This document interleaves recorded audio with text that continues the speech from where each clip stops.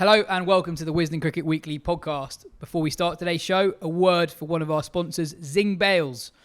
For the creators of the electronic flashing wicket system you'd have seen all over TV, Zing are pleased to announce the Club Zings, giving you the opportunity to take the excitement from the big tournaments to your club. With 1,800 lumens of light, the Club Zings look spectacular, engage spectators, help retain juniors and unlock additional sponsor investment through the sale of Stump sticker sponsor rights. Find out more at zings.biz/club. I'm Yas Rana, and with me today is the Editor-in-Chief of Wisden Cricket Monthly, Phil Walker, and the Managing Editor of Wisden.com, Ben Gardner. First up, let's go to Mark Butcher to hear his thoughts on Ben Stokes' retirement from ODI cricket and England's most recent 2 ODI defeats. Mark, since we last spoke, England have lost 2 more ODIs. Starting with the Ben Stokes farewell game at Durham, that felt very 2014 from England, Alistair Cook's ODI team from England. They were miles behind the run rate of what 3 years ago would have almost been a routine run chase for them. Do you sense a change in philosophy, or is that just the conditions, the massive square boundaries, good bowling from South Africa, etc.?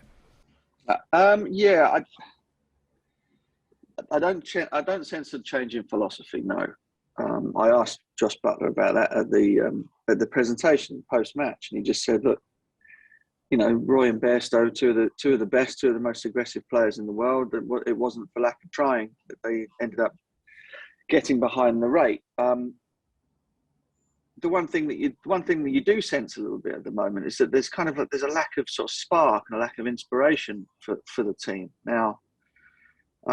You know, there are mitigating factors to yesterday. I mean, they just finished up the series against India a couple of days back.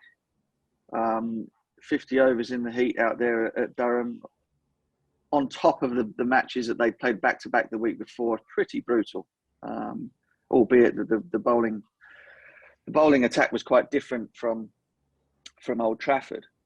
But, you know, even the fielders out there for 50 overs and then having to come out and bat and go at the sort of rate that was going to keep them up with the game was, you know, would have been a challenge. Again, if that game had been the first game of a series with teams having had a good week off to get ready for it, then you could kind of, you know, you'd say, well, that's no excuse. But I think there's pretty big mitigation in the fact that they've played now 4 over the space of just over a week. But I mean, yeah, like, you can't get away from the fact that at the moment it does feel very, very sort of lacking in any sort of spark. Now, again, I've had conversations around sort of like the idea about sort of the human nature side of things when you have split coaches, and once you get off to a sort of a bad start, it's only human nature to kind of look over at one set of players and all the wonderful things that are happening over there and go, well, why haven't we got that as well? Which is not to blame anybody for that, especially not Matthew Mott. But it's kind of, if they don't start digging themselves out of it soon, they've lost 5 out of 7 in the new era so far. Unheard of numbers for England's recent white ball cricket. That reversal and that sort of that bad atmosphere, I suppose, will become something that becomes really difficult to shift. You spent a few days now with Owen Morgan in the commentary box, and part of what made England pull off that fearless brand of cricket was that after every bad day England had, and England did have bad days occasionally under Morgan's captaincy, he would come out and defend the way they play blindly. He would never really, he would never publicly even suggest a hint of criticism at the way in which England went about things. Do you get the sense that Mott and Butler are actually going to be able to do that? Because that's such a hard thing to do, that, you know, England have had 3 top order collapses, they haven't batted 50 overs, to actually say keep on doing this, especially with both of them new in the job. Well, yeah, I mean, you know, Owen is an extraordinary guy. I've spent a few days sort of driving around with him, played golf with him on I don't even know what day it is now. What day is it today? It's Wednesday. Where are we? We're Wednesday, so it would have been on Monday. You know, so I've sort of got the chance to sort of talk to him and sort of exchange some thoughts and ideas, and he's, you know, just an extraordinary guy, really. And so, yeah, so replacing that is always going to be extremely difficult. but on the one hand, they're sort of not managing to bow out 50 overs, but on the other hand, it feels as though they're not kind of being quite as dynamic and aggressive as they were under Owen Morgan. Now, both of those things are kind of unlikely to be true, are they? Sometimes you run into a period of time where the guys aren't playing very well.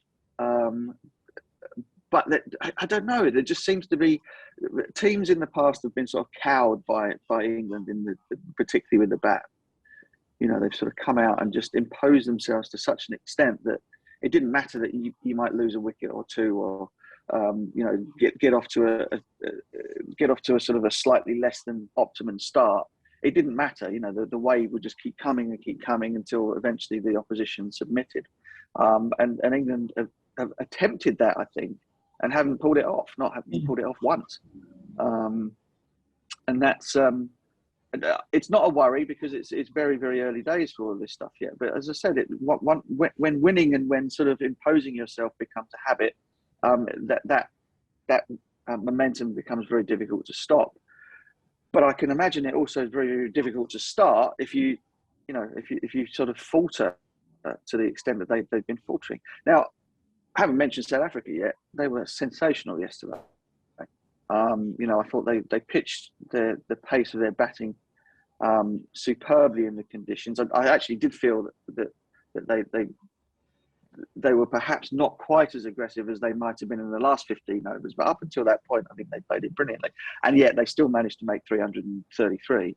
Van der Dussen's innings was fabulous in the conditions. He only hit 10 boundaries, I think, in that innings, and still had a strike rate well in excess of 100. And then with the ball, they did everything right there too. The bit of, I suppose, a little bit of fortune in that Markram came in and perhaps might not have done had Petraqueo not been knocked Sparko by his captain. But by then the rate had already climbed up to something that was getting very unmanageable in the conditions. So I thought South Africa played a brilliant game, really did. And I think it's up to England. Up to England on Friday to come out and to stop all of the noise with a performance, with a blockbuster performance. That's basically what's required right now. And then you set the thing up for a decider in the final game on Sunday, and anything can happen then. But at the minute, it just does feel a little bit devoid of inspiration right now.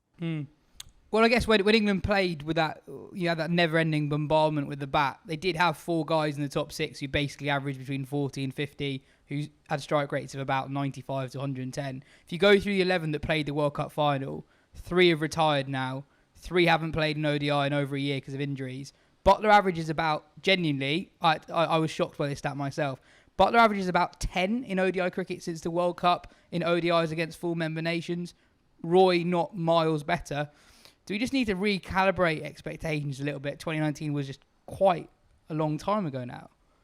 Well, it was, yeah, and England have played very few one-day internationals since then as well. I mean, the format has dropped off a cliff, and we had the conversation, myself and Owen on air about what is there any sort of sadness? Is there any fear for sort of the format that he and his team managed to resurrect in this country?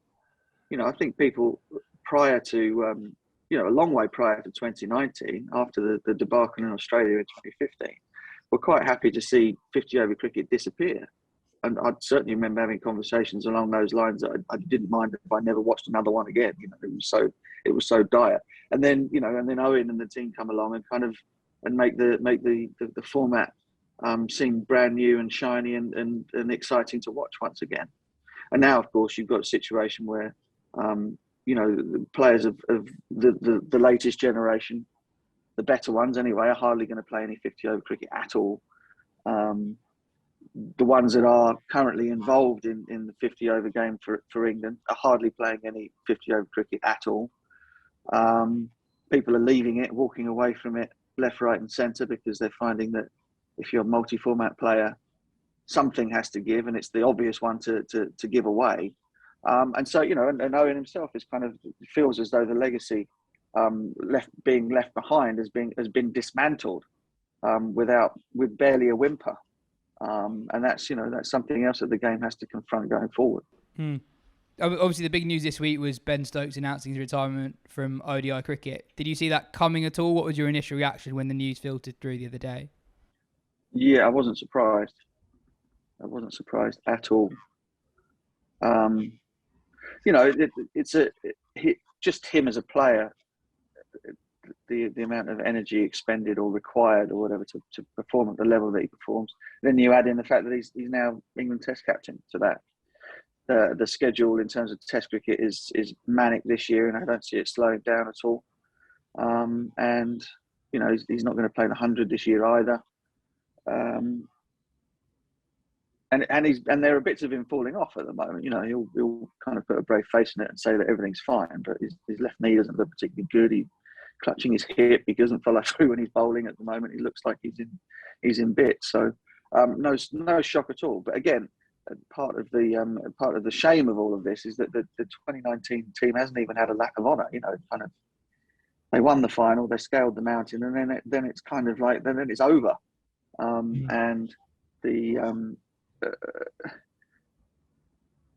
And more and more players are probably going to start looking at their careers, particularly the ones who play Test matches as well, and thinking, well, do I want to play this format as much as the other two? And the answer might increasingly become no.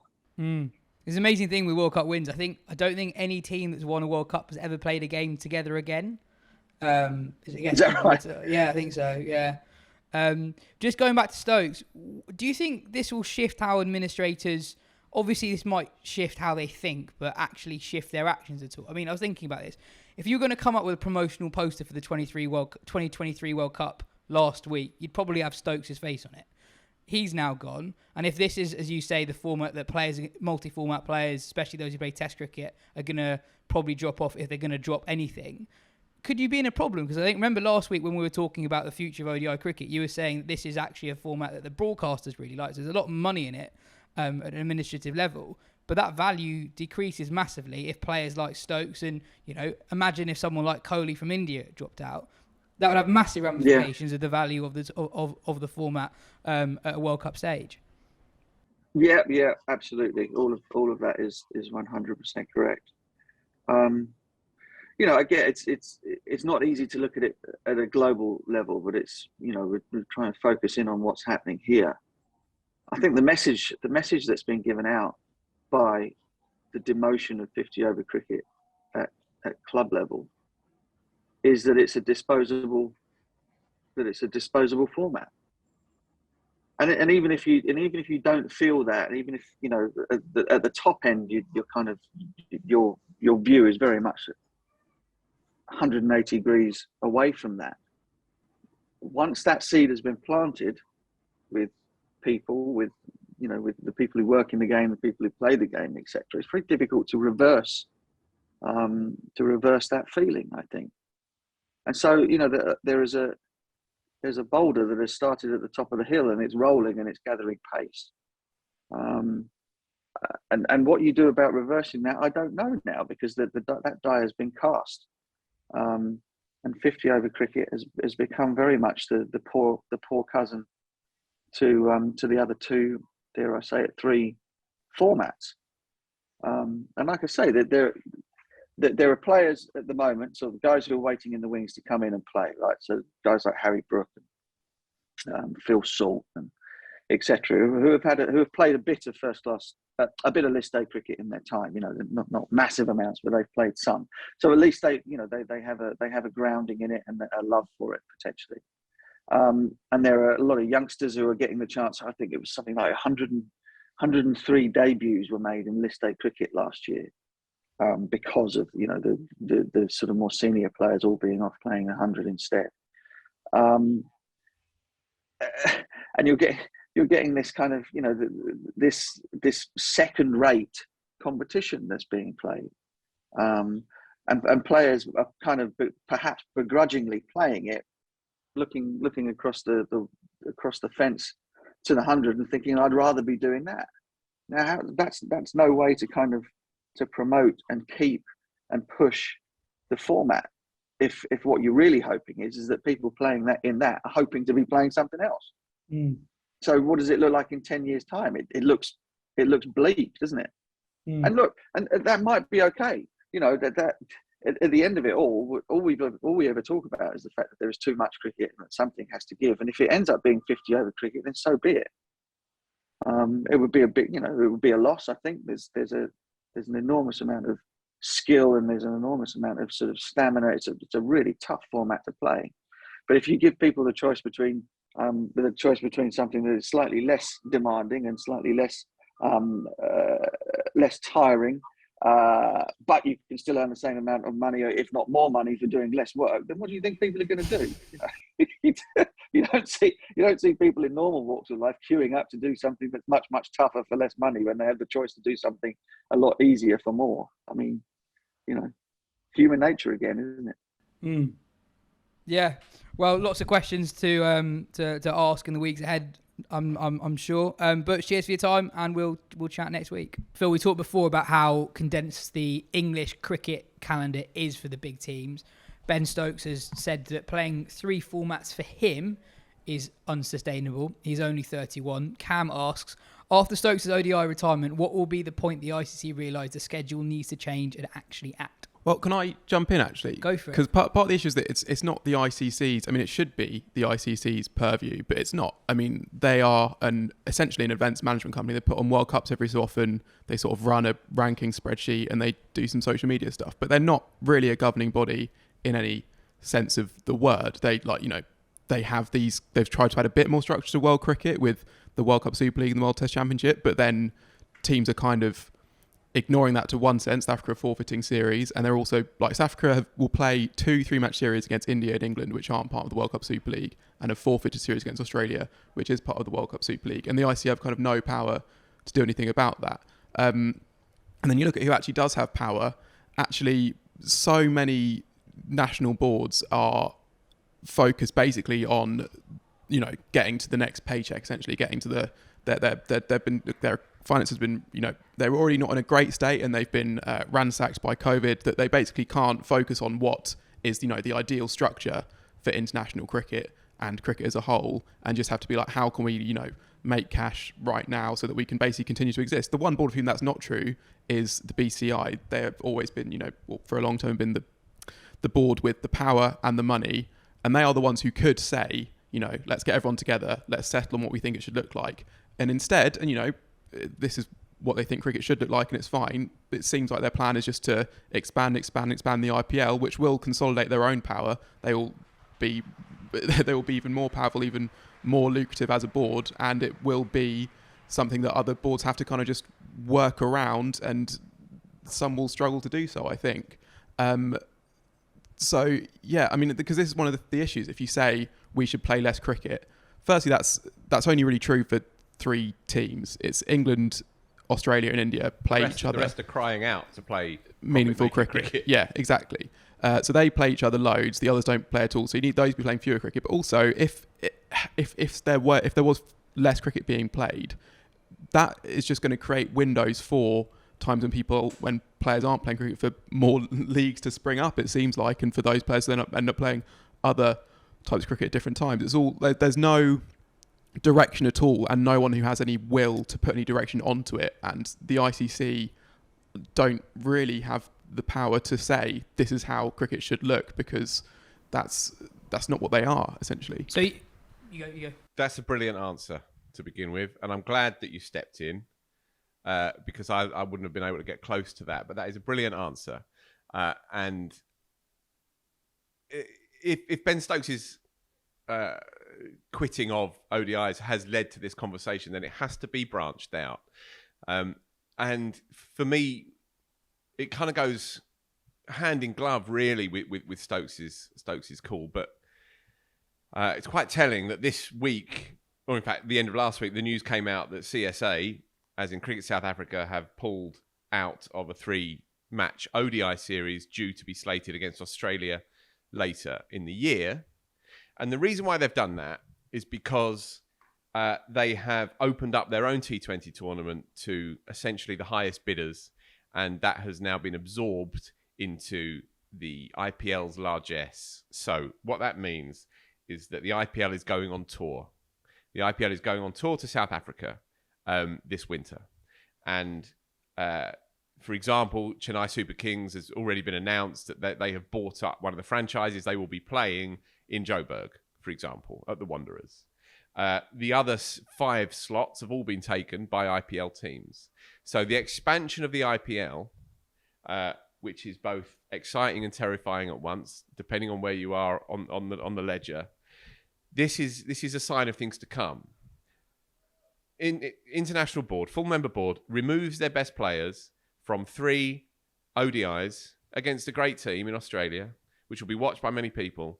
They're not just removing their players, they're removing the fixture in order to keep their players to play in their own domestic tournament. So, when we talk about the amount of cricket that's being played, we have to weigh that against, as Ben says, what the calendar will therefore free up. It won't be that everybody will just go to the beach for a few months and have a rest because they're playing too much. It won't be that.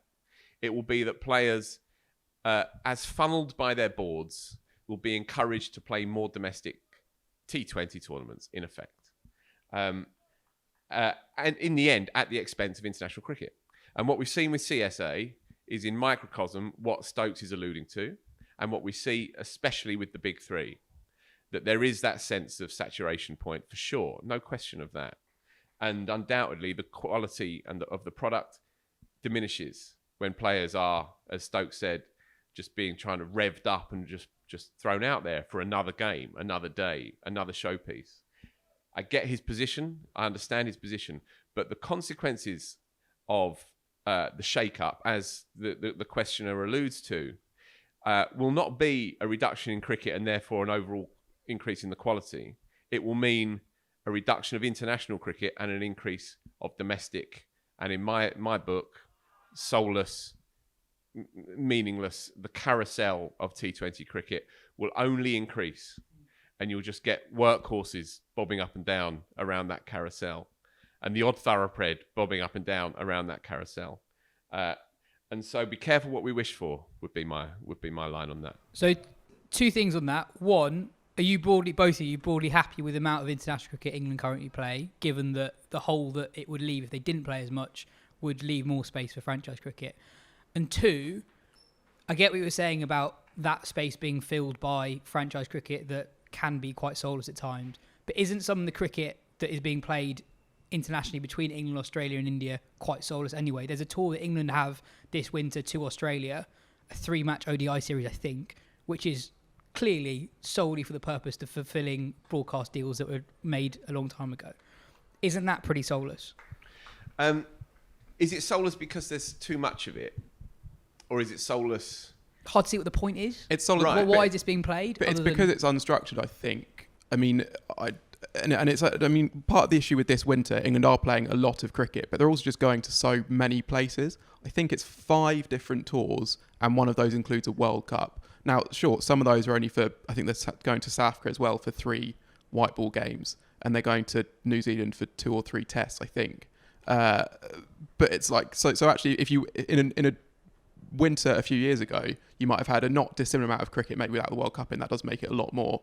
And you'd have said, okay, that's about standard, but it would be across 2 tours, not 5. And it's just like a cricket tour is no longer, I don't think, something players really look forward to. It's not a state occasion anymore. Yeah, like you know, you'd have players, they'd play a lot of cricket, they'd play hard, they'd work really hard, but they would also have time in that for rest and relaxation. It would be quite a nice thing to be on, rather than you fly in, you go to a hotel, you sort of you've got like. It's what Matthew Hayden said to you a year or so ago. He basically said to Ben that he retired because tours weren't fun anymore. Matthew Hayden and Ben Gardner in a room, my word. I mean, there is a clash of cultures right there. He describes us as opposites, full stop. That was it, yeah. In every possible way. In every possible way. Okay, look. So we're recording the day after the Durham game. Yes. And there was a kind of a sort of poignancy around that game. And it was Stokes' retirement, sure. And that was the headline. But there was also a kind of weird atmosphere, in part because of the weather, in part because you felt like the continent is burning, if you like. And then there's this game of cricket being played, and you've got a fast bowler on his debut on his home ground. Was it his debut? Yeah. Yeah. You know, having to go off because he's wrecked. You've got people wilting, literally melting around the ground, and this is in the northeast. And I got family from the northeast, so I'm allowed to say that. This is not normal, and there was a sense that the whole thing was not normal. But then it's a very easy jump for people to say, well, we're playing too much, we shouldn't be playing. We shouldn't be playing. And therefore, by extension, the implication seems to be that game should not be played. 3 or 4 days after the last India game, and no more than a couple of weeks after the last Test match, and so on.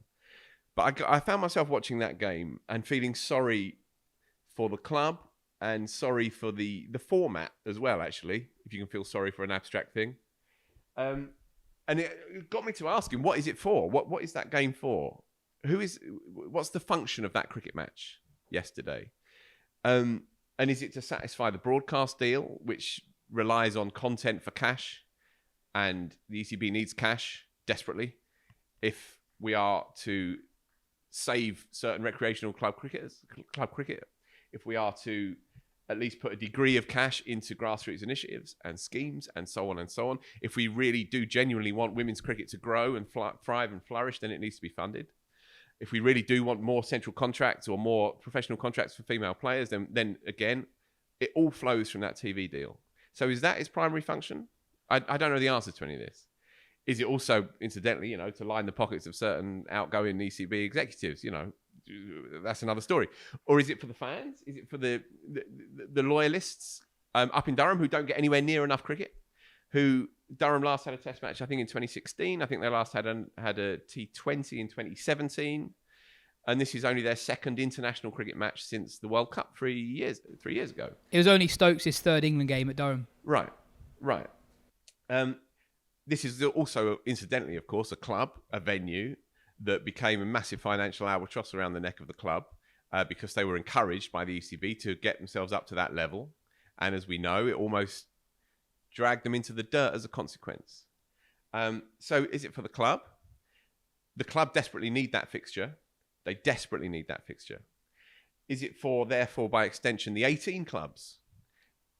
It's bringing in money that it can be dispersed and disseminated as a consequence of international cricket being shown around the world. Or is it for the players? And there was a sense around Stokes that it's for the players, and that we need to be careful about flogging these shimmering greats to extinction. And I can get that argument. I can understand that argument. But for me, that fixture that took place yesterday, which has been unfairly thrown into this conversation as indicative of too much. Well, if it is too much, then what happens to Durham? What happens to those people who don't get anywhere near enough international cricket? What happens to the structures, the infrastructure and the financial reality of that great cricket club? What happens to them if that fixture is taken out of the calendar? So do we just get used to, in that case, England not fielding anywhere close to their full strength side in white ball formats? If we do, as you sort of mentioned this morning when we were having a coffee before the show, if that were to be the case, then you can't slap 80 quid, 100 quid tickets at people's doors and say pay them. If you have to be realistic about the quality of the 11 that you end up putting on the park. But that notion of squad rotation, I think, we live with that now, don't we? I think, don't we? Mm-hmm. And we accept that that's a kind of an unfortunate consequence of the reality that cricket needs to be played, and its finances are so rocky and precarious, and its models are so dysfunctional. I mean, the ECB is effectively funding 18 counties to different degrees, for sure, but even the more financially stable ones, among the sort of smallish counties, such as Essex, for example, they're still funded 60%. The ECB's their revenues yearly come 60% from the ECB. The ECB is still funding 18 counties, and the ECB needs cricket to be played. However much the product gets squeezed, and however much we might look at it and feel that it's an unsatisfying result, it's unfortunately the reality that's how this whole listing ecosystem relies. It's how it works. It works at all. I think there's also, and I'm working through my thoughts a bit here, but there's a sense in which while you can sort of see an IPL-dominated landscape coming, I don't think that it necessarily follows that the IPL, in terms of revenue, will actually succeed in growing and growing and growing, or that it could actually expand a bit and then actually finds its return to diminishing. Because I think actually, as much as that's the cash cow in world cricket, there are ways in which the IPL is propped up by Test cricket and international cricket as well, because that's where these players' reputations and legends are forged, and that's a large part of where the IPL's marketability comes. It's the best be the best. It's the best playing on teams they wouldn't otherwise with teammates. That's where the fun is. But they are the best mostly because of what they've done in international cricket to begin with. It's maybe you get some players who have their reputations forged just by being a stand-up IPL player, but you look at someone like, and it's still happening, you look at like Sam Curran a few years ago, comes out his first test summer, smashes India in a test series, he's a millionaire the next year, and then is tearing up the IPL, hitting sixes, taking hat-tricks, that sort of thing. And test cricket is, in some ways, it gets a bad rap because it's hard to monetize, rather than because I think it's unfollowed in a lot of ways. Like, we know, Yas, from running a cricket website, that is still what people want to read about by and large, isn't it? It's test cricket. But it's just that, say today, and we'll come on to later, Abdullah Shafiq has made this incredible 100. Everyone's talking about it. They'll be looking at the scorecards. They might well be reading about him, but very few people will have watched it, and that's kind of fine. That is still something that has bolstered the status of test cricket. It will boost his own reputation, even if people aren't watching it, and that will then be to the boon of the next ODI World Cup. Say, if Abdullah Shafiq is in that Pakistan side, we'll have seen what he can do, or we won't have seen what he can do, but we'll know about him more because of what he's done in this prestigious format, and that will boost other things. And I think if you take that away, it will have an effect. And I don't think that is being properly recognised. And this then goes in the whole that I think this is the issue, if you don't have a cohesive structure and everyone is looking after their own self-interest, that actually there would be a way, and I'm not saying I have the solution, but it would require everyone to sit down. And if you could actually put together something where all boards knew that would be able to survive, and people recognised that having a thriving international game was going to be to their own benefit as well. Because if the BCI basically can recognise that, say, a thriving competitive West Indies team, that is going to boost the IPL in future, even if it means sort of it doesn't need withdrawing their ambitions now. It doesn't need it though, really. The IPL doesn't need a strong West Indies test. But it needs strong West Indies test players who have reputations, right? Do you not think? Well, I guess the West Indies players who do really well in the IPL don't really have test careers. Yeah, sure. But they're short-circuited straight from being brilliant young prospects to getting into the IPL. They make their name in the IPL, and then you hope against hope that they might then consider looping back to play the odd game for the West Indies. West Indies might be a bad example in terms of how their test fortune has gone. But equally, if you had a gutted West Indies cricket board, and therefore cricket in the region was decaying or had completely decayed, then you wouldn't have those players coming through in the first place to be able to play in the IPL. Yeah, right? but the last way that the game in the West Indies would decay is through the test game. There are still going to be players who are going to want to play cricket in the West Indies, A, because it's part of the culture, and B, because there's immense amounts of riches to be made from playing short-form cricket. This thing reminds me, actually, I've only been to India once, but I was there in 2012 when England won that series, that weird series that Cook made all the runs.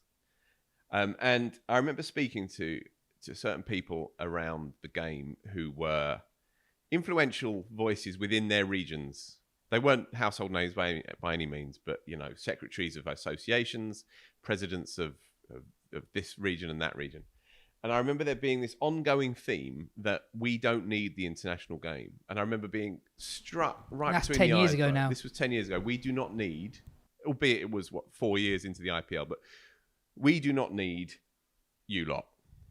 And you can well understand that attitude, right? When whatever the figures are now, but it certainly used to be around 75, 80% of the world's revenues are generated from Indian cricket. That attitude would be absolutely logical, wouldn't it? And there was that sense that you, as in the rest of the world, need us far more than we need you. And while, I get what you're saying, that you need sprinklings of exotic players from around the world in order for the IPL to work as essentially, it's essentially the World Cup of cricket for domestic cricket. where the best of the best all congregate. I get that. But the IPL's power is now so entrenched, so it's not going anywhere. It's only branching out into other parts of the world, and I think it exists now as an entity all on its own terms. What's happening in South Africa is intriguing. I can't stress this enough. South African domestic cricket is being swallowed up by the IPL, swallowed whole. And of course, Cricket South Africa is desperate for it. And if any kind of their own allegiance, their own identity is necessarily absorbed into it, then so be it, because they've got to survive. They've got to survive somehow. And if it means that they don't go to Australia and play 3 ODIs that will be sellouts and broadcast on SuperSport around the whole of the country in favour of this stuff, then of course they're going to do that. And I suppose it's a sign of things to come. This is the other way it goes, I suppose, is that you don't have a West Indies cricket board or a particularly functioning West Indies cricket team, but you do have, you've already seen that. You have the Trinbago Knight Riders. Basically, you have 6 IPL outposts, and they are effectively scouting, exactly. And they would be effectively the people running cricket in the region, which is just a different model, and one that would see Test cricket relegated, I suppose, and international cricket relegated. I completely get what both of you are saying. But from the players' point of view, if they still hold ODI cricket is important and they don't feel they can give it their full attention, that is a problem for the format. You're saying it's hard to feel sorry for an abstract idea. But could you get to a point where if enough players feel strongly enough about ODI cricket and wanting to play it, that is still the thing that for the ICC makes them so much money through the World Cup? Could you get to a point that this is actually how the players demonstrate they're not happy with the schedule by saying, actually, sorry, mate, we're not going to play ODI cricket. We're not going to play in your World Cup.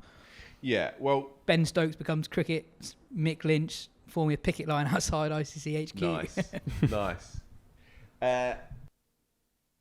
Just on Stokes as an individual, he's an all-or-nothing cricketer, obviously, and an all-or-nothing bloke. And he's got to a point in his career where he's given everything and more. There's no question regarding his commitment, his devotion to the cause. So if he's made this decision now, then we respect it. We need to. Absolutely. More broadly, it does speak of the slow erosion in importance and value of the 50-over game. Unwittingly, it speaks of that. This is not on Stokes, obviously not, but it does speak of a more broad point. And this is a point that's been hanging around for a long, long time.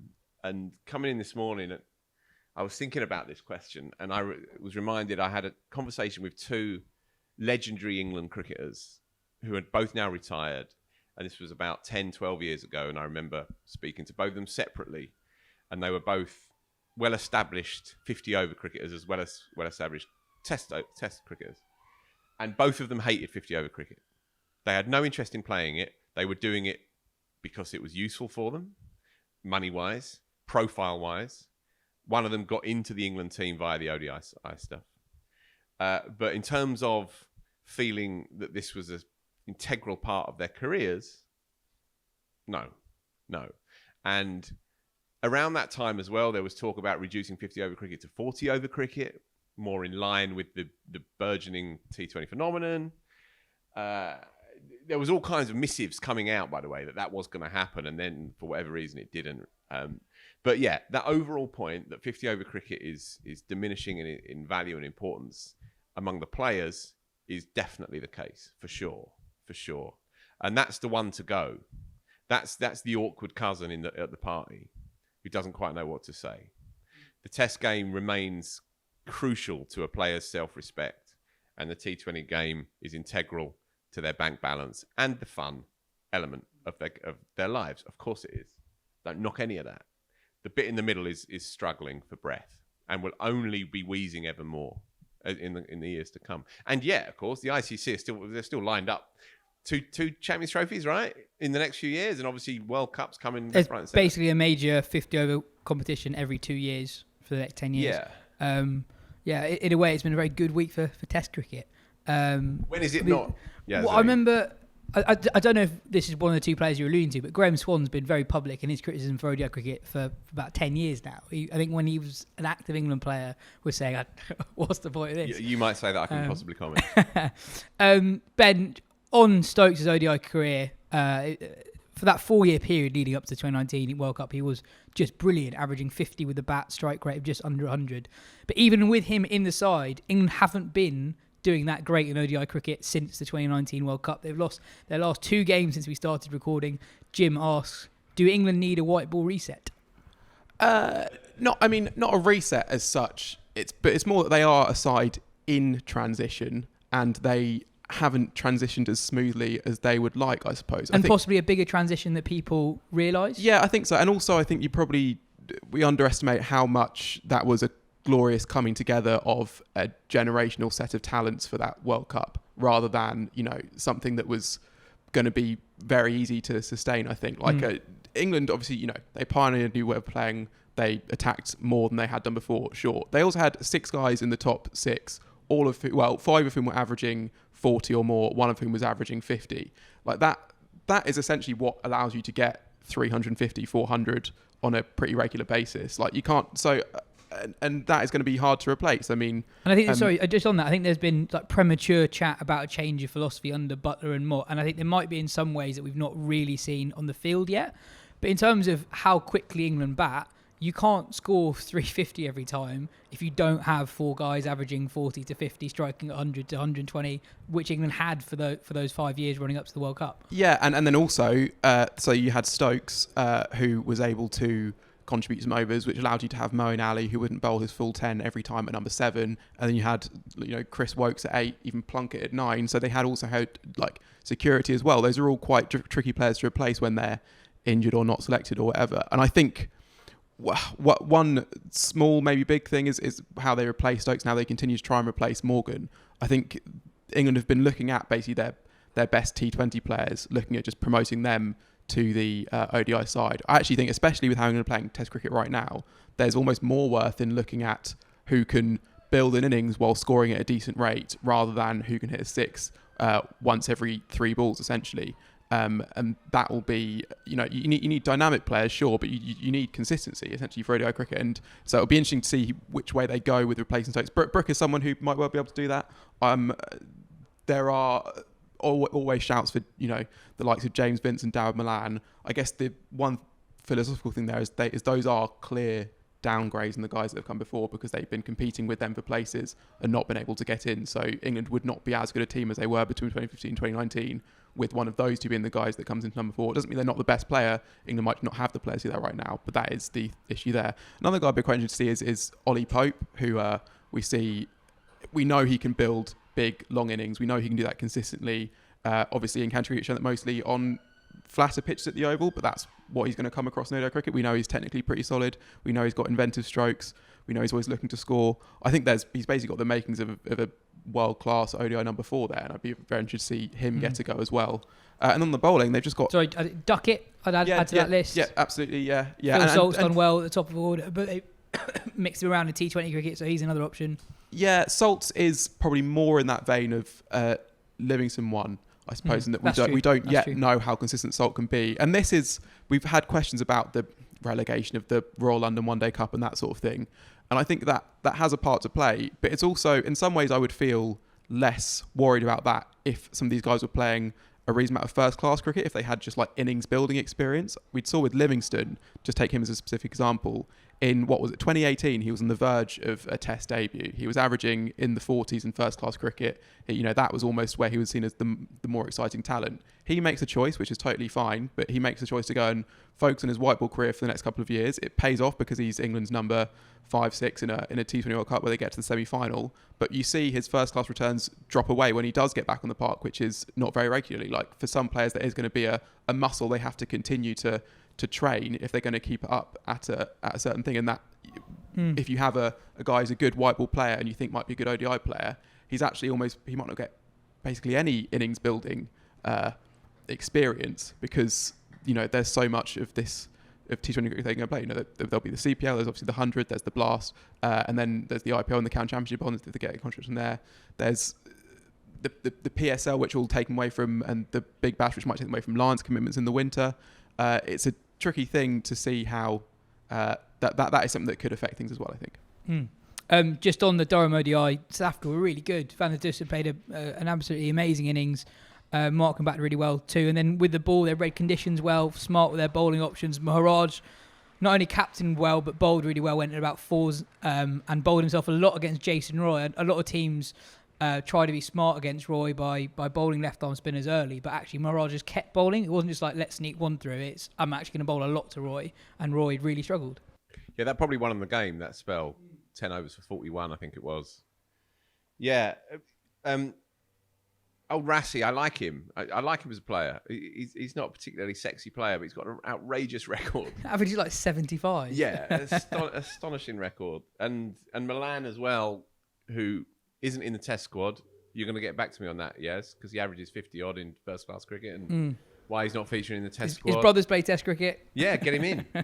But yeah, they were impressive. Yeah, I say it a lot, but I find this current iteration of South African cricket oddly charming, and I tend to root for them more than I have done in previous years. And also, there's a vulnerability to it, I suppose.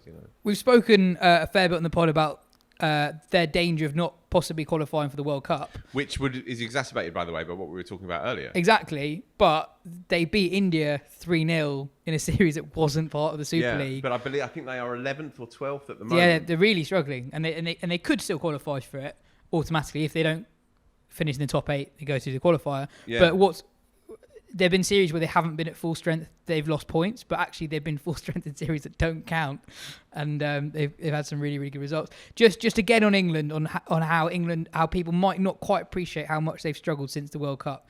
Since the 2019 World Cup, of the side that played at Durham, only Bairstow averages more than 40 against full member countries, with the bat routes just below. Since the World Cup, Roy averages 24, Butler averages 13, 1-3. Moeen 20, Livingston 23. The guys with the best records are not on the team. Sam Billings, Darren Milan, and albeit small sample size, Zach Crawley. Those are the three guys who actually average over 40. So, it'll be interesting how England actually bounce back from this. Yeah, my mate was asking me over the weekend, and this was before the Stokes news, obviously. Are we seeing a change? As Ben says, it's transition, and it's hard to shake that sense. Teams, doesn't matter how good you are, you get tired. When you were reading out those averages, I kept thinking about the England 10-11 Ashes squad, and how it was unique to have everybody at the peak of their powers in that one time. And it splinters and it fractures and it falls away, as is the case with all sports teams. There is that sense that it's happening here.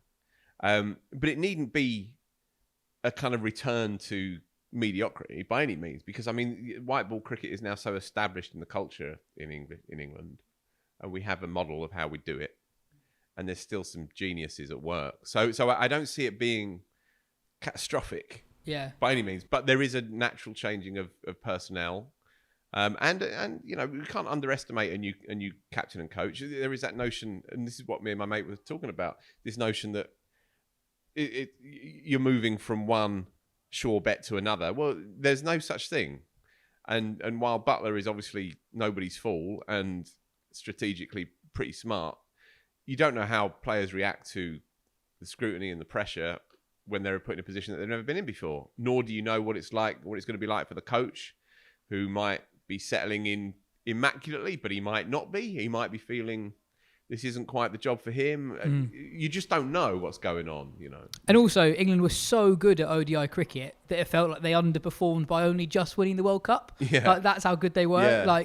Actually being quite a lot worse than that is still probably going to be quite a good side. I'm still waiting for the Liam Livingstone light bulb moment. I'm still waiting a year and a bit on. I made the mistake of going away last year and getting married for a few weeks, and we came back home and we'd stuck him on the front cover of the magazine that I'm in charge of, technically at least.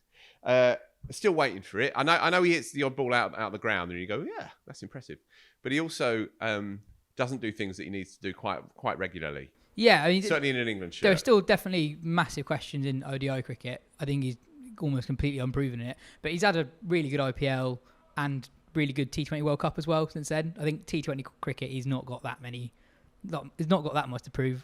Was he great in the T20 World Cup? He was very good, yeah. He had that innings against South Africa, and he also just bowled really well. He's a better bowler than he is bat, from what I've seen. The other thing, you mentioned the bowling, and that is another area, obviously, it was England's batting that was the most eye-catching thing in that run-up to the World Cup and in the World Cup itself. So that's the most notable thing when it falls away. But, firstly, there are injuries, but when you're going to get those players back, I guess, all at the same time is a question. The likes of Wokes, Archer, Wood might never play an ODI together again, possibly, considering all their injury records. They haven't found a replacement for Liam Plunkett. I also don't think they quite know if they want a replacement for Liam Plunkett in a way, because he did such a specific job, and it was almost like you had a bowling attack built out on a guy who could do that job, and it's like, do you need someone who just does that? I don't know, but that's a question for England to answer.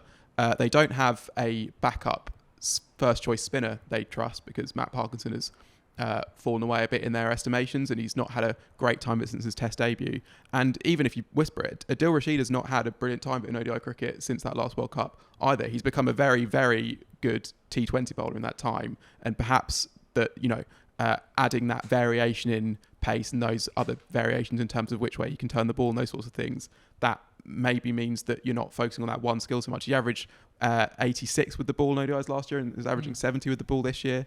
But I think that's partly because teams are basically like, we'll just milk him. That's true. Yeah. That's possible as well.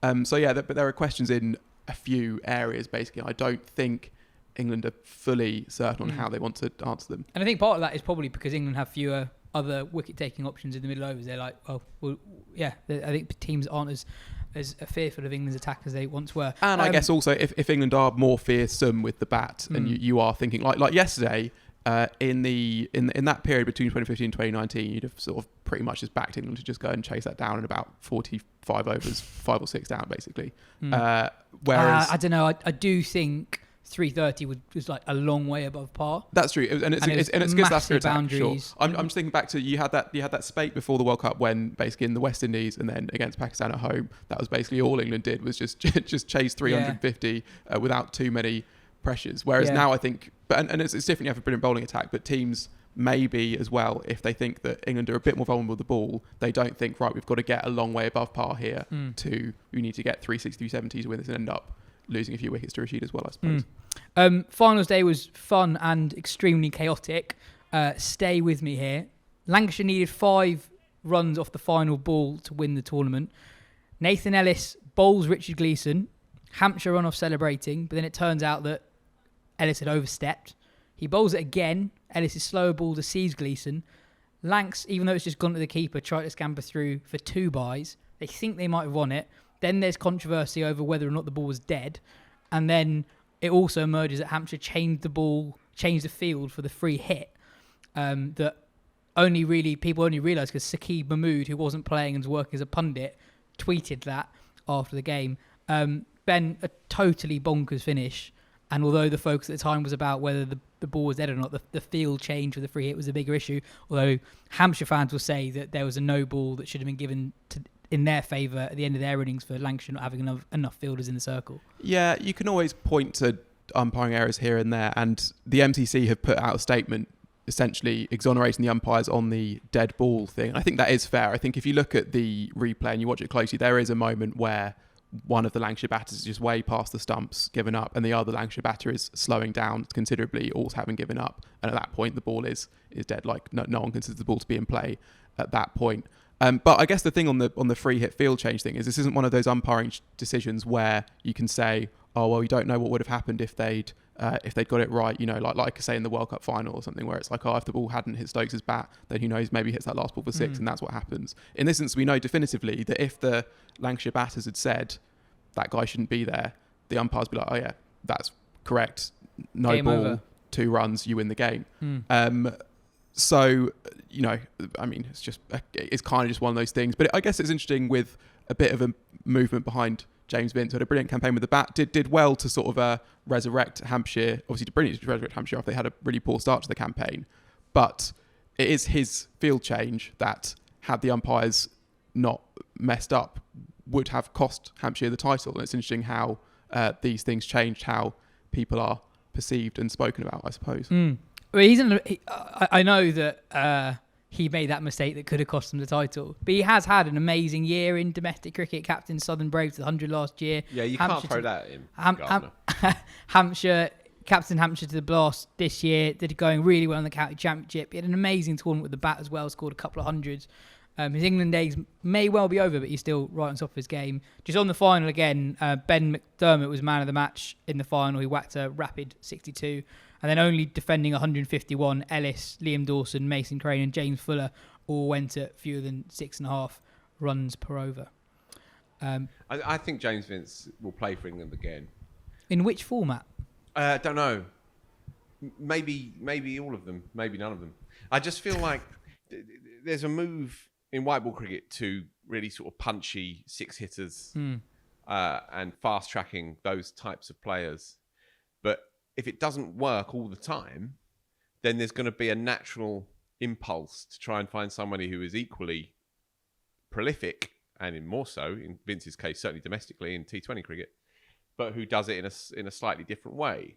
And with the ODI side, I can see that happening. Say if Jason Roy continues to struggle a bit, then they might think, okay, perhaps his time as an opener is run. And then would they bring in another, swashbuckling hitter who brilliantly, as he does, goes from ball one, or will they bring in a more kind of Joe Root-esque type player? And my instinct is just that Vince will play again at some level. I was surprised that he wasn't in the T20 squad, actually, considering how well he played for Hampshire. Well, I mean, his last ODI game for England was scoring 100 as England chased down 330 against Pakistan.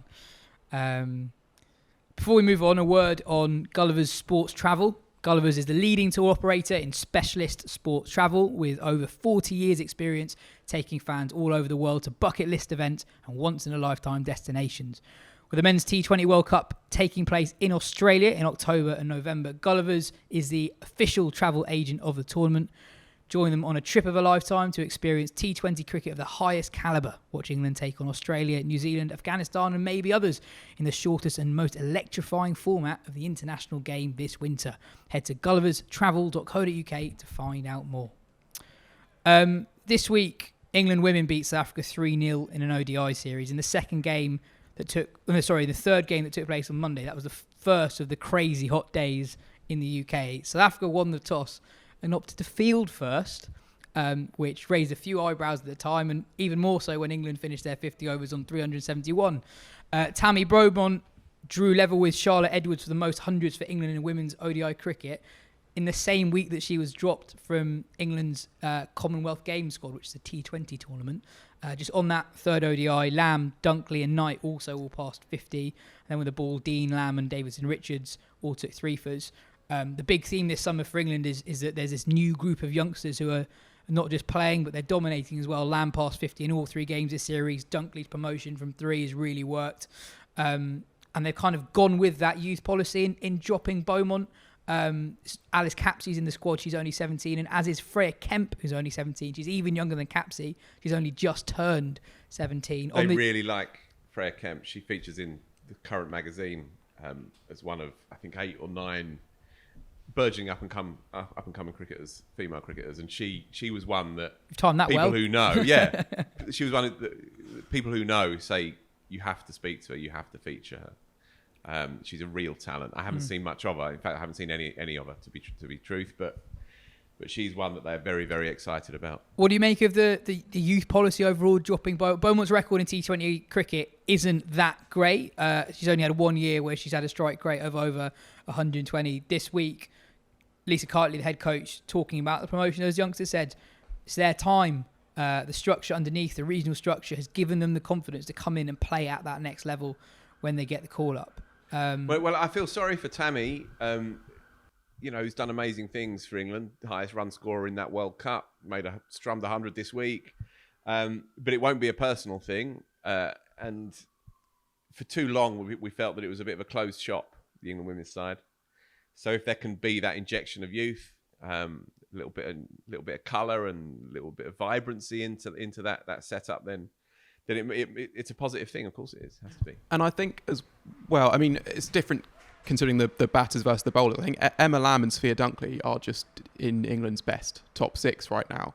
And I think, I hope one effect of this, I gave sort of I reckon quite a rambling answer on what England did to catch Australia last week. But one thing that I think is quite important. It's not just that those two are upgrades on the players that have come before, like Lauren Winfield-Hill and others. It's also that Tammy Beaumont is, to some extent, accepted from this. But say Nat Sciver and Heather Knight, you would have looked at Sciver in particularly as a player who really should be absolutely dominating the world game. She should have, she is good enough to have the kind of Perry, Lanning, Stephanie Taylor, Susie Bates levels of consistency that she wasn't quite reaching. She had a brilliant World Cup. She is getting close to doing that now. But I think almost having, it's not competition for places as such. It's just competition for who's the best player on any given day. Having that kind of that dynamism around a team will push everyone forward. Having the players who come in who are hungry, who haven't seen it all before. That's the other thing I think that will take England forward. Is it's not just personnel in terms of replacing some of the lower performing players. It is those senior players taking it to the next level. And I think that's what they'll do as well. Ben, what's your moment of the week? Well, I mean, it's from this incredible Sri Lanka-Pakistan game that's just finished this morning. I had to just pick one moment, and so I've gone for one ball, which is Yazir Shah. You seen this, Phil? Bowling I know you hate the word Warne-esque, but it is the mirror image of the Gatting ball, like to the sort of the slightly hapless playing back and the pitching outside leg, hitting off. I saw a tweet from someone saying that cricket needs its own version of the Puskas Award for the best ball of the year. We should genuinely do that. All right, let's patent that. Let's do it. Let's do it at the end of the year. Let's steal that chap's idea. Yeah. I can't remember the guy's name, but we're going to take the idea. But we'll use his name. Yeah, he might have a pretty weird Twitter handle though. It's fine, not a problem. But yeah, cricket definitely needs that. It's such an easy thing to do. Is it the Stewpot 6573 award? Is it just the Warne Award? I don't know. Yeah, it could easily be. But anyway, it's worth just dwelling on that game because it was incredible. Good to see Yazir Shah back, by the way, because you know, if you don't play for a little while and you have the odd bad game in Pakistan cricket, you kind of think that might be your lot. But he's great. Great to see him back. Yeah, it feels like Test cricket at the moment has an abnormal amount of players in absurd runs of form, basically. like Dinesh Chandimal, for example, makes that incredible double 100 against Australia last week. This week makes 76, coming in at one point Sri Lanka was 68 for 4, 133 for 8, and he takes him to 222. And then the second innings, he's a player of all-time great innings. Yeah, Chandimal, isn't he? The second innings, 94 not out to take them to what looks like a match-winning target of 342. Babar's innings in the first was even better than either of those. 50% of the runs, right? Yeah, but also no one else made it to 20, and he makes 119. So even making 119, he made 100 more than the next best. And they were 85 for 7, and then got up to 218. So ebbing and flowing. And then the fourth thing was all about this Abdullah Shafiq, who we must have talked about in the podcast before, but they clearly really, really rate him. And I know Pakistan is not shy of promoting a youngster who they think has got the... Yeah. So he basically... so this is only his 9th first-class match. 6 of them are test matches. So because of COVID, he's not played that much first-class cricket. He's averaging, what, 75? 80 in test cricket and 82 in first-class cricket. But he basically plays for a region in Pakistan that has an unbelievably good batting lineup. So even though they rated him, he didn't get in their side. Right. And then when he got in, I think he got 100 on first class debut or whatever. And then went straight, I mean, he's only 22 now, and went straight into their T20 side, even though that's not really his thing. He does have a T20 100 though. Yes, he does. I think actually there is a reasonable chance he comes into the ODI side and really excels there as well. But he's not one of these modern white ball hitters. I mean, so he made a 4th innings 100, so Pakistan chased down 342, winning by 4 wickets. Faces 408 balls, and in that time only hit 7 4s and 1 6. So he can properly resist. He played a massive part in that incredible Karachi escape earlier this year as well. So he's a real talent. And the other guy who's in incredible form just from these two teams is Prabath Jayasuriya, who's got 21 wickets from his first 4 bowling innings. So he got 2 6-fers, a 5-fer, and now a 4-fer. So he's getting worse, I suppose. So he's got that to work on. Excellent. Phil, there was a new Wisden Cricket Monthly that came out last week, but you and Joe weren't here, so we didn't talk about it. What's in it? Great front cover, by the way. Yeah, Johnny thank Bairstow. you for our YouTubers. There you go. What's in it? Well, I write a probably overly wordy thing on the month that may or may not have changed English cricket. Trying to understand the phenomenon of the Stokes McCullum era. Spoke to some people inside it, and was lucky enough to be at some of the games, so was able to try and unpick that. I spoke to Moeen Ali as well when I was up at Leeds, who reiterated his point that he's ready and willing, as and when England go to Pakistan, to see it almost like a homecoming in some respects. He is, as ever, brilliantly quotable. As I said earlier, we've interviewed 7 or 8 young female cricketers coming through, and not so much about how you bowl a block hole ball, but what the reality of life as a young, aspiring professional female cricketer is like, the sacrifices you have to make, the decisions that you have to take, the support that you need from your family, how you actually make it work for you as a lifestyle, as well as a calling. Dan Brigham has written a brilliant thing on the Strauss legacy, if you like. You forget what a great batsman he was, Andrew Strauss. Why are you laughing? Well, we do that all the time, where we forget how good people were, and like, this is a sweet spot. About 10 years after they've gone, like, So I don't know if we talked about it on the pod, but I was mesmerised by the Graham Swan masterclass on Sky. Right, haven't seen it. It's 20 minutes of basically how he bowled off spin, and he talked about how his grip was different to everyone else's. And they showed a replay of what he described as one of his best spells, which I think 6 for against Pakistan, Edgbaston, I think. There's a famous ball he bowls to Imran Farhat, which pitches outside, his leg stump hits top of off. But there's one, I can't remember who the batsman is. There's one where I think to a left-hander, ball spins sharply, beats the outside edge.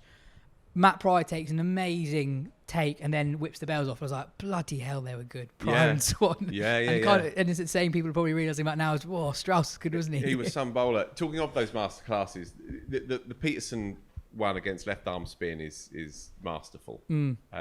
Absolutely stunning. Necessary to catch that if you can. But sorry, Dan Brigham on Strauss. Yeah, Dan Brigham on Strauss, the Strauss legacy, a symphony in 3 movements, we called it, obviously. Strauss the player, Strauss the captain, Strauss the revolutionary administrator, I suppose. That's beautifully done by a very, very good writer. Andrew Miller, the great columnist on the ECB's almost flamboyant neglect of the blast. Mark Ramprakash on the alienness of Owen Morgan, including some fascinating details on when Morgan was captain and Ramprakash was batting coach. Fair to say there was a degree of daylight between the two of them.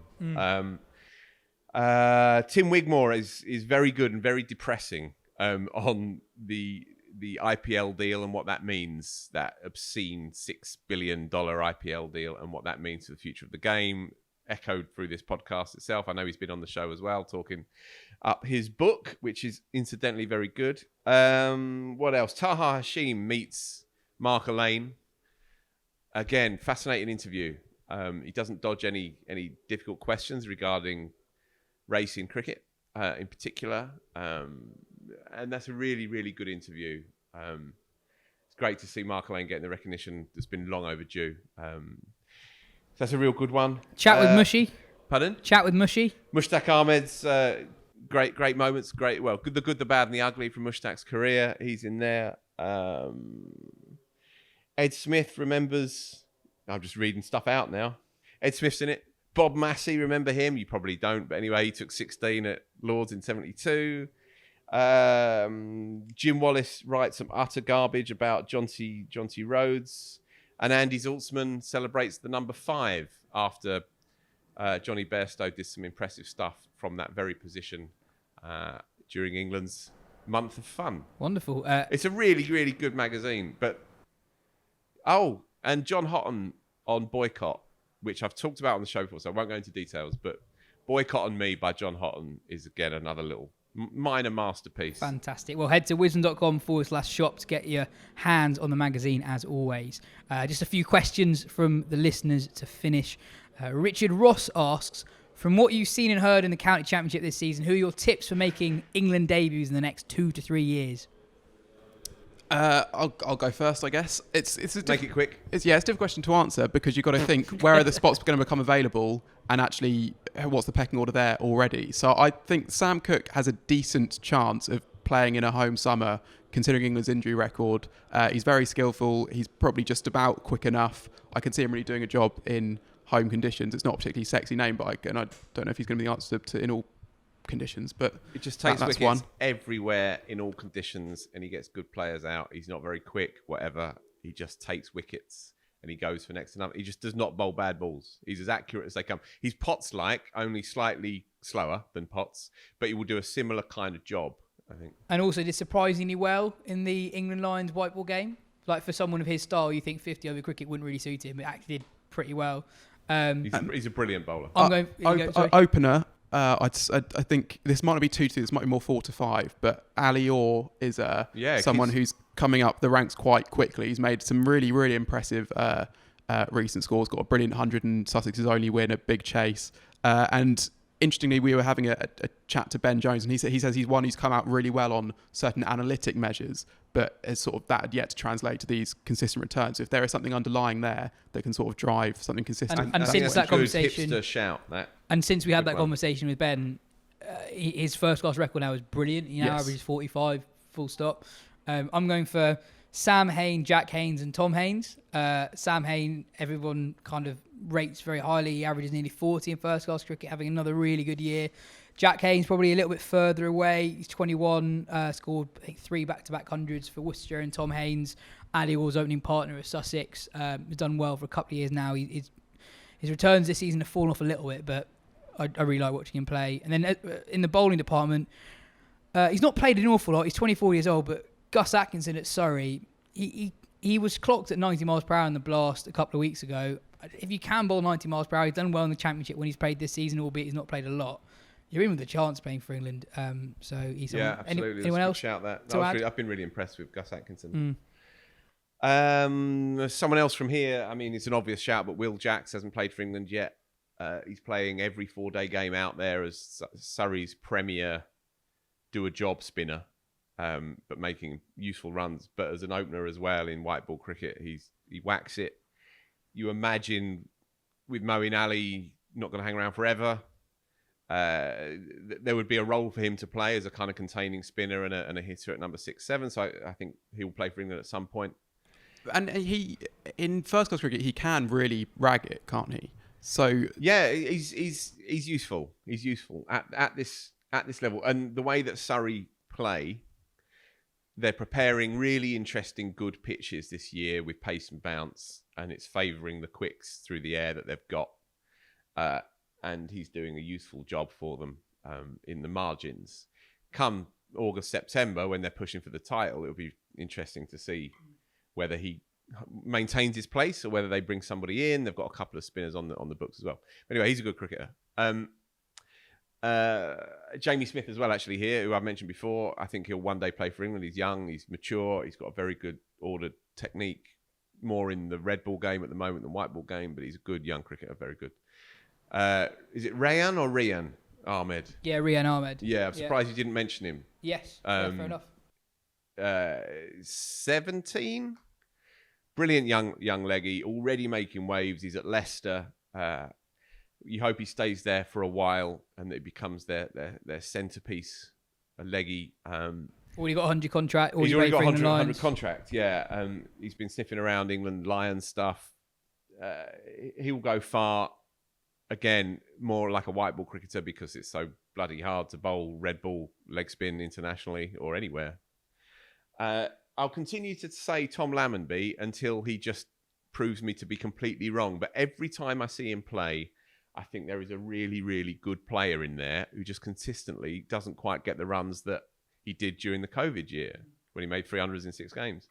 He had an all-time stinker last year. He's done some good things here and there this year without putting a run of scores together. But whenever I watch him, he looks like he has a really good modern technique and he's making runs in white ball cricket as well. I still think there is a good player in there somewhere. Jack Haynes for sure. Yeah, and he plays at a place where it's quite hard to bat at the moment as well. And the other one maybe is Liam Patterson-White. If you're looking at a tour to Pakistan and somebody to, go in Leach's slipstream, then he's a good left arm spinner who bats a bit as well at knots. He's a good cricketer. We've had a few questions on Freddie Flintoff's Field of Dreams, the BBC show where he starts a cricket team in Preston full of kids who've never played before. We'll talk about it next week when I've watched it. When more of us have watched it. I've watched it. I've been away. I'm 2 episodes in, and I just love the bit where Adnan, the 16-year-old Afghan refugee, bowled for the first time, where all the other kids kind of see someone bowl quick for the first time and are just in awe of him. So we'll talk about that. It's almost like cricket's a great game if you just put it in front of people. Yeah. Isn't it? It's funny that. But also just like the impact of pace. So they couldn't believe someone could bowl that quickly, Yeah. and then he bowls it. It's like, oh, how do you do that? I'm going to watch it, yes, for next week, I promise. Absolutely. In fact, looking forward to that conversation. And finally, George asked, who is the most underrated cricketer in the world right now? Oof. Paul Sterling and Rassie van der Dusen. He sent this question in during Van der Dusen's 100 yesterday. They spring to mind, but it'd be great to hear your thoughts. Don't need to explain it that much, but I'm just going to go for boring answers. Bolt and Roach. Everyone knows that they're good, but I think they're better, even better than people. Good shout, Kemar Roach. Talk about. Very good shout. Shakib Al Hassan, entirely same reasonings. Higher batting average and lower bowling average than Ben Stokes in Test cricket. Boom. Karuna Ratne. Brilliant record last couple of years. Running the ship pretty well in Sri Lanka. The other one is Tammy Beaumont, who came into the team and had to trail this perception that he was there for reasons aside from his talent. Well, he's a really good player. He just doesn't make hundreds. And if you don't make hundreds, you don't get noticed. He averages 47 in Test cricket since the start of last year. When he's fit, he runs the white ball stuff as well, or parts of the white ball stuff. I think he's a really good player, a really technically fine player, and a really good bloke as well, a really substantial man. Doesn't get the credit as a cricketer that he deserves. Absolutely. Are we not going to answer the weather question? So someone asked just what's the hottest Test match you've experienced or been at, and I know that Phil's got a couple of stories. He's trying to round it up, but sod it. Go for it. Did you hear that? Witnessed the worst day of my life at Sydney, day 4, 2017-18 tour, so January 18. The hottest day since 1930 something in Sydney, 47 degrees. Joe Root on a drip day. Joe Root, severe dehydration on a drip. Even some Aussies were saying, yeah, maybe we shouldn't play. Apart from the Marsh brothers, who both made cheerily happy, serene hundreds, because of course they grew up at the WACA, so that was fine to them. That was horrible. Talking of the WACA, I was there the year before. People putting their laptops in the freezer because the aircon, which was just one big, huge tumble, had broken in the tent in the marquee where we were. Because I've heard stories about it. It's horrific because it's not a press box, is it? It's just a marquee. This was at the old WACA, obviously. This was in 2013 or whatever it was. That was hellish. And of course, there's the Madras game in '86, which I wasn't at because I'd have been 6 years old, where Dean Jones pissed himself and crapped himself all the way to 210 in 46 or 40-something degree heat. Doesn't remember anything after about 120, and then was rushed to hospital immediately after that with Border's famous line ringing in his ears when he got to tea and he was 160 odd not out and he was saying, I can't go anymore, and they were changing him on the physio's table and he'd soiled himself and all the rest of it, and Border said, if you don't go out there, then we'll get a real Australian out there, we'll get a proper Queenslander, because Greg Ritchie was in next. So that's got to be up there. And it was a tied game. So every single one of those 210 runs mattered because of the tie game. So Indeed, mate. Indeed. The hottest I've seen is when I was out in Abu Dhabi for the ICC Men's T20 World Cup qualifier in 2019. Where's your own fault? The Tolerance Oval, which is just this bit of grass next to the proper Abu Dhabi stadium. The Tolerance Oval. Is that ironic? It's genuinely called the Tolerance Oval. And it's 40 odd degrees and crucially no shelter at all from the sun. Thanks for sending those questions in. If you want to ask us a question, do get in touch at podcast@wisden.com. Thanks for listening. If you do enjoy the podcast, please do consider giving us a 5-star review either on the podcast app or Spotify or both. It really does help us out. Cheers, Phil. Cheers, Ben. This has been the Wisden Cricket Weekly Podcast. We'll be back next week.